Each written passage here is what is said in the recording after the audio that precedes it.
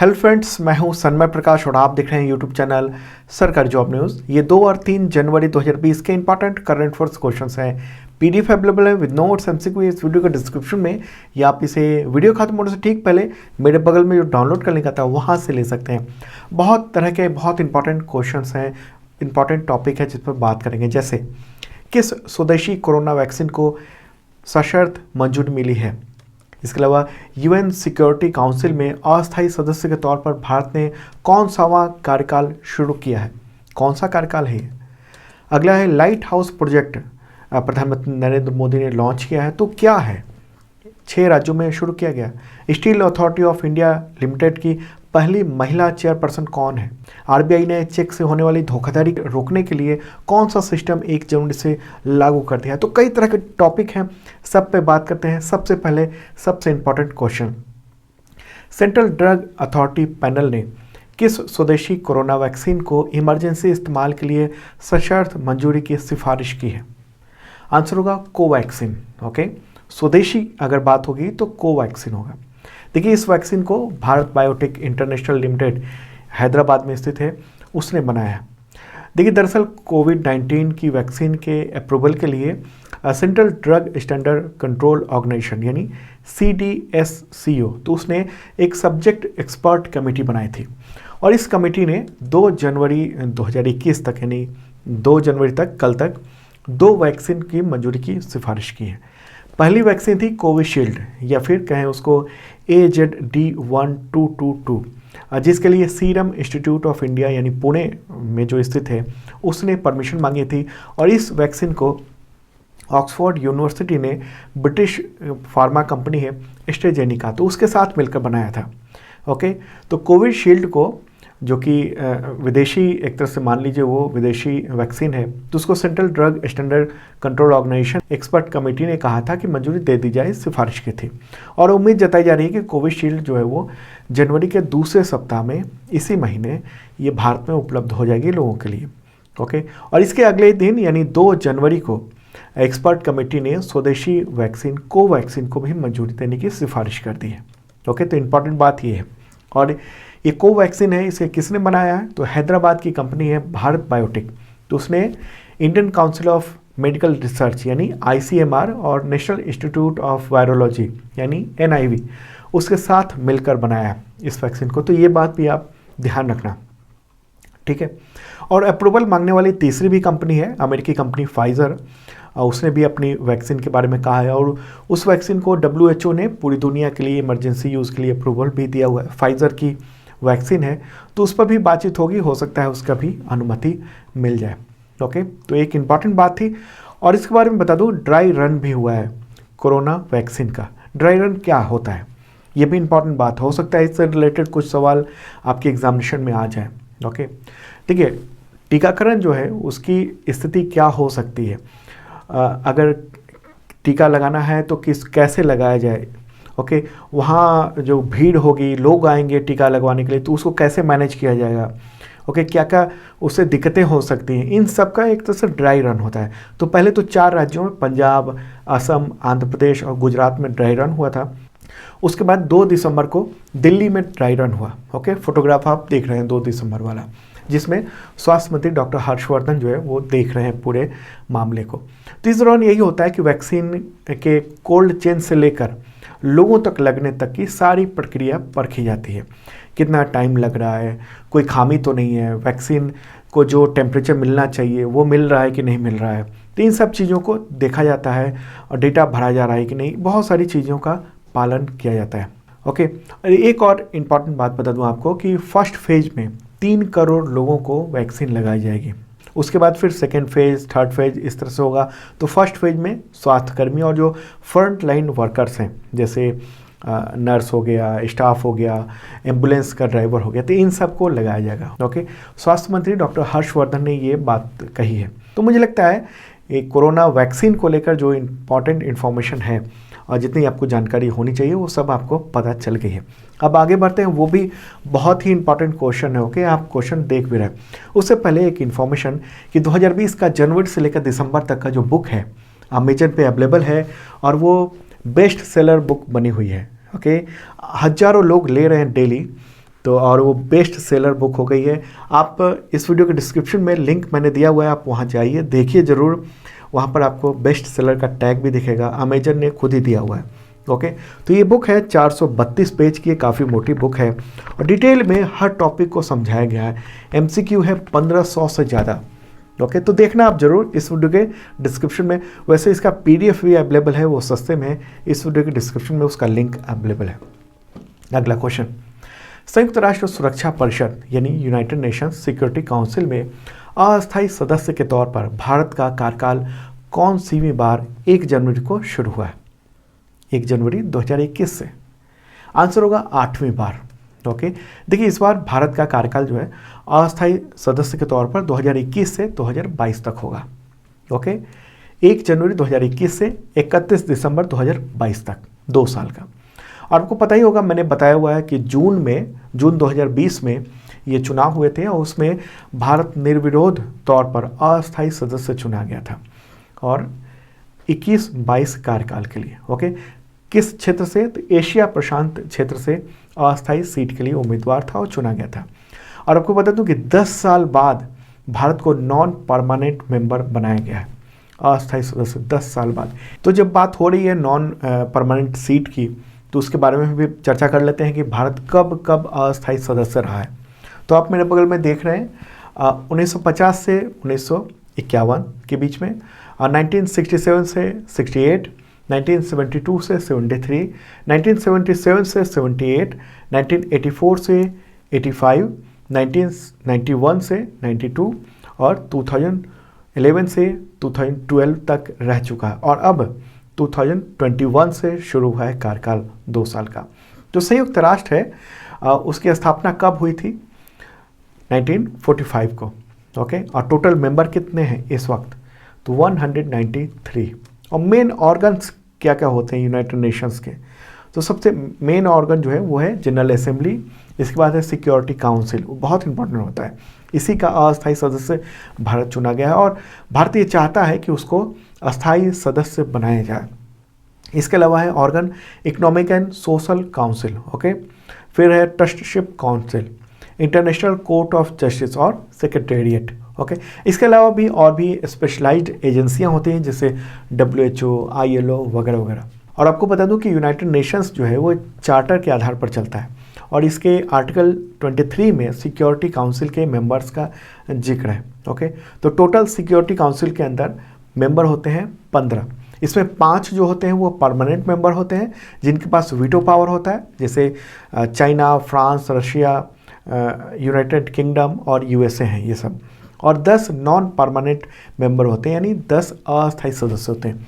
उनका कार्यकाल 2 साल का होता है और हर साल 5 मेंबर चुने जाते हैं और हर साल 5 मेंबर रिटायर होते चले जाते हैं। तो इस तरह से 10 नॉन परमानेंट मेंबर होते हैं। ओके, और दुनिया के अलग अलग रीजन से ये नॉन परमानेंट मेंबर होते हैं। तो यहाँ पर एक क्वेश्चन होता है कि UNSC यानी यूनाइटेड नेशंस सिक्योरिटी काउंसिल इतना इंपॉर्टेंट क्यों है? मैं क्यों इस पर ज़्यादा लंबा बता रहा हूँ? देखिए, संयुक्त राष्ट्र जो है यूनाइटेड नेशंस, वहाँ जो भी क्रिटिकल डिसीजन लिए जाते हैं वो सब ज़्यादातर जो है UNSC में होती है, यानी यूनाइटेड नेशंस सिक्योरिटी काउंसिल में। और भारत जो है वो और इससे रिलेटेड देश ये चाहते हैं कि सिक्योरिटी काउंसिल में रिफॉर्म लाई जाए। सिक्योरिटी काउंसिल में 5 परमानेंट मेंबर होते हैं, तो उनमें बदलाव किया जाए और भारत को भी इसमें जगह दी जाए। ओके, तो अब बात कर लेते हैं कि यूनाइटेड नेशंस में भारत के अस्थायी प्रतिनिधि कौन है। ये बहुत इंपॉर्टेंट बात है। तो संयुक्त राष्ट्र में भारत के अस्थायी प्रतिनिधि यानी परमानेंट रिप्रेजेंटेटिव हैं TS तिरुमूर्ति। ओके, आगे बढ़ते हैं। मुझे लगता है इस मामले में पूरा समझ गए होंगे आप। अगला क्वेश्चन लेते हैं। लाइट हाउस प्रोजेक्ट यानी LHP क्या है, जिसकी आधारशिला प्रधानमंत्री नरेंद्र मोदी ने 1 जनवरी 2021 को 6 राज्यों में रखी ऑनलाइन? इसका आंसर होगा गरीब व मध्यम वर्ग के लिए किफ़ायती आवास, affordable housing for poor and the middle class. Okay, तो किन किन जगह पर लाइट हाउस प्रोजेक्ट शुरू हुआ है? लाइट हाउस से आप लाइट हाउस वाला मामला मत समझ लेना। ओके, नदी किनारे या समुद्र किनारे जो लाइट हाउस होता है वो, यहाँ पर हाउसिंग प्रोजेक्ट की बात हो रही है। ओके, तो इस तरह के क्वेश्चन आ सकते हैं। तो कहाँ कहाँ पर ये फाउंडेशन रखा गया प्रधानमंत्री के द्वारा ऑनलाइन वर्चुअली?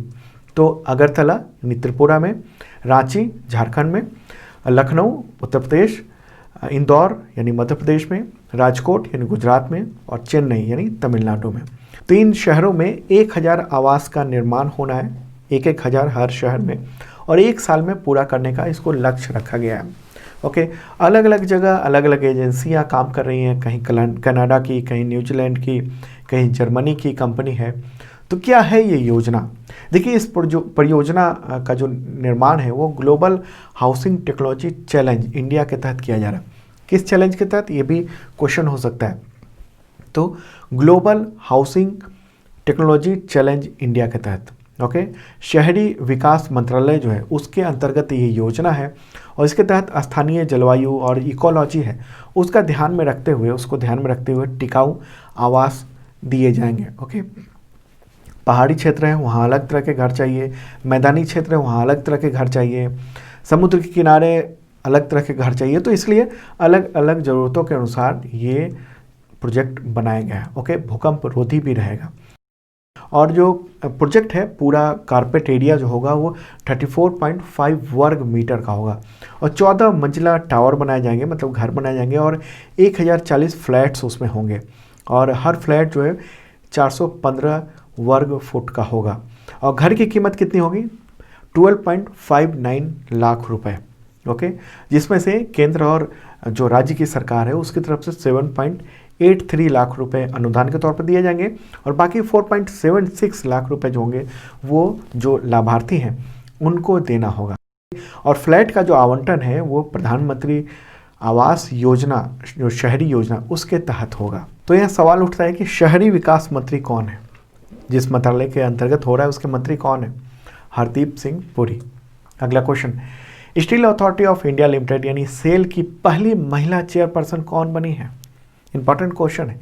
आंसर होगा सोमा मंडल। देखिए, जो भी पहली या पहला काम होता है, जब पहली चीफ मिनिस्टर, पहली चेयरपर्सन, तो वो सब बहुत इंपॉर्टेंट हो जाता है आपके एग्जामिनेशन के लिए। तो इसका आंसर है सोमा मंडल। फोटोग्राफ आप देख रहे हैं, न्यूज़ भी आपने देखा। ओके, 1 जनवरी 2021 को ये जिम्मेदारी उन्होंने संभाली है, और ये पद संभालने वाली वो पहली महिला है। उन्होंने किसकी जगह ली है? तो अनिल कुमार चौधरी की जगह ली है, जो 31 दिसंबर को रिटायर्ड हो चुके हैं। सोमा मंडल इससे पहले वहीं पर डायरेक्टर के तौर पर काम कर रही थी, और NIT राउरकेला से 1984 में उन्होंने इलेक्ट्रिकल इंजीनियरिंग में ग्रेजुएशन किया था। ओके, सेल का मुख्यालय कहाँ है? न्यू दिल्ली में। अगला क्वेश्चन, इंदिरा जोसेफ विनियोर, उनका निधन हो गया 29 दिसंबर 2020 को, तो किस लिए जानी जाती थी? आंसर है ब्रॉडकास्टर के रूप में बहुत प्रसिद्ध थी। न्यूज़ भी आप देख रहे हैं। 94 ईयर की थी इंदिरा जोसेफ, और काफ़ी चर्चित थी, ऑल इंडिया रेडियो की दिग्गज ब्रॉडकास्टर थी। ओके, इसके अलावा वो त्रावणकोर रेडियो की पहली अंग्रेजी समाचार उद्घोषक भी थी। ठीक है, तो इम्पॉर्टेंट बात है, चर्चित व्यक्ति हैं। अगला क्वेश्चन, RBI ने चेक से होने वाले धोखाधड़ी को रोकने के लिए कौन सा सिस्टम 1 जनवरी 2021 से लागू किया? मैंने कुछ महीने पहले भी ये क्वेश्चन दिया था, उस वक्त ये बात सामने आई थी। अब ये लागू हो गया, इसलिए क्वेश्चन है। इसका आंसर होगा पॉजिटिव पे। ओके, देखिए, रिजर्व बैंक ऑफ इंडिया ने पिछले साल सितंबर में ही इस सिस्टम की पेशकश की थी, पॉजिटिव पे सिस्टम। तो अब 1 जनवरी से उसको लागू कर दिया गया है, और ये जो सुविधा है वो 50,000 रुपये या उससे अधिक राशि का जो चेक होगा उस पर लागू होगा। क्यों किया गया? क्योंकि धोखाधड़ी को रोका जा सके। क्या होगा इसके तहत? इसके तहत ये होगा कि 50,000 रुपये या इससे ज़्यादा का अगर चेक है तो उसको जारी करने के बाद खाता धारक को चेक के बारे में जानकारी बैंक को पहुंचानी होगी। खाता धारक को जो है अपना उसका चेक का नंबर, चेक डेट, पेई का नाम, खाता नंबर, ये सब डिटेल जो है बैंक को पहुंचाना होगा। फ़ोटो खींचकर ऑनलाइन या किसी भी जरिए से वो अलग अलग बैंक अलग अलग उसकी सुविधाएं शुरू करेंगे। और जो लाभार्थी है यानी जिसको चेक मिला है वो जब बैंक जाएगा उसको कैश कराने के लिए, तो वहाँ पर स्टाफ जो है उसके सामने पूरा डिटेल आ जाएगा कि एक्चुअल में जो चेक जारी करता है उसने इसको जारी किया है या नहीं। ओके, तो इस तरह से धोखाधड़ी को रोकने में मदद मिलेगी। RBI की बात हो रही है, गवर्नर कौन है? शक्तिकांत दास। अगला क्वेश्चन लेते हैं, किस फार्मूला 1 चैंपियन को ब्रिटेन का नाइटहुड सम्मान मिला है? बहुत इंपॉर्टेंट क्वेश्चन है। आंसर होगा लुइस हैमिल्टन। ओके, 7 बार के फार्मूला 1 चैंपियन हैं लुइस हैमिल्टन। तो उन्हीं को 30 दिसंबर को ये सम्मान दिया गया है। ब्रिटेन का बहुत ही प्रसिद्ध ये सम्मान माना जाता है। ओके, तो ये एक इम्पॉर्टेंट बात है। और आपको बता दूं कि नाइटहुड सम्मान जो है वो क्या होता है। देखिए, पुरुषों को नाइटहुड सम्मान दिया जाता है और महिलाओं को डेमहुड सम्मान दिया जाता है ब्रिटेन के द्वारा। ओके, और ये मध्ययुगीन काल से ही ये दिया जाता है, बहुत पुराना अवार्ड है। उसमें पुरुषों के लिए ये सर का खिताब मिल जाता है। ओके, और महिलाओं के लिए डेम का एक तरह से शीर्षक लग जाता है, टाइटल लग जाता है। ओके, और नाइटहुड और डेमहुड जो अवार्ड है ये इंग्लैंड की महारानी एलिजाबेथ द्वितीय के द्वारा एक तलवार के स्पर्श के साथ ये दिया जाता है। तो ये भी देख लेते हैं कि नाइटहुड की उपाधि जो है इस बार यानी 30 दिसंबर 2020 को किन किन लोगों को दी गई है, इंपॉर्टेंट बात है। तो एक तो लुइस हैमिल्टन है। इसके अलावा 2 बार के ऑस्कर विजेता सिनेमेटोग्राफर रोजर डिकन्स हैं। इसके अलावा पूर्व attorney general Jeffrey Cross QC हैं। ओके, और डेमहुड का जो खिताब है किसको दिया गया है? तो makeup artist PAT McGrath, Angela eagle, mercy side में वासली के लिए लंबे समय तक सांसद रही हैं वो। इसके अलावा एक्ट्रेस शीला हैकॉक उनको मिला है। अगला क्वेश्चन, किस देश ने अपने मूल निवासियों को सम्मान देने के लिए अपने राष्ट्रगान में एक शब्द में बदलाव किया है? आंसर है ऑस्ट्रेलिया। ओके, ऑस्ट्रेलिया के प्रधानमंत्री हैं स्कॉट मॉरिसन। नाम ध्यान रखने की बात है। तो उन्होंने राष्ट्रगान में यानी एंथम में बदलाव किया है और कहा है कि ये एकता की भावना एक तरह से इससे मजबूत होगी। 31 दिसंबर 2020 को ये बदलाव किया गया है और ये एंथम जो है ऑस्ट्रेलिया का, उसकी दूसरी पंक्ति है, उसमें लिखा है for we are young and free, यानी हम युवा और स्वतंत्र हैं। तो उसको बदलकर for we are one and free, यानी हम एक एवं स्वतंत्र हैं, इसको कर दिया गया है। ओके, और ये लागू 1 जनवरी 2021 से हो गया है। अगला क्वेश्चन, रक्षा अनुसंधान और विकास संगठन यानी DRDO का स्थापना दिवस कब मनाया जाता है? आंसर होगा 1 जनवरी। ओके, 1 जनवरी को मनाया जाता है। कब स्थापित हुआ था? तो 1 जनवरी 1958 को 1958 को इसकी स्थापना की गई थी। जो डिफेंस सेक्टर है उसमें रिसर्च के लिए, नई नई चीज़ों के डेवलपमेंट के लिए, आविष्कार के लिए इसको बनाया गया था। ओके, अगला क्वेश्चन, किस राज्य की विधानसभा ने कृषि कानून को रद्द करने की मांग करते हुए 31 दिसंबर 2020 को एक प्रस्ताव पारित किया है? आंसर होगा केरल। ओके, केरल विधानसभा ने ये पास किया और एकमात्र वहाँ बीजेपी सदस्य भी थे ओ राजगोपाल, तो उन्होंने भी एक तरह से इसको सपोर्ट ही किया। हालांकि वोटिंग समय अनुपस्थित रहे, लेकिन जब उन्होंने बताया, भाषण दिया, तो उन्होंने कहा कि वो इसके साथ हैं। ओके, और वहाँ पर मुख्यमंत्री हैं कौन? तो पी विजयन। तो उन्होंने कहा है कि 3 जो विवादित कानून है जिसको लेकर किसान दिल्ली के बॉर्डर पर बैठे हैं, आंदोलन कर रहे हैं, तो उसको खारिज किया जाना चाहिए। ओके, इम्पॉर्टेंट बात है ये। तो बात हो रही केरल की, तो वहाँ की राजधानी क्या है? तिरुवनंतपुरम। और गवर्नर कौन है केरल के? आरिफ मोहम्मद खान। अगला क्वेश्चन, पॉलिटिशियन बूटा सिंह का निधन हो गया 2 जनवरी 2021 को। तो इनमें से किस पद पर रह चुके थे या किन पदों पर रह चुके थे? आंसर होगा उपरोक्त सभी। ओके, उपरोक्त सभी।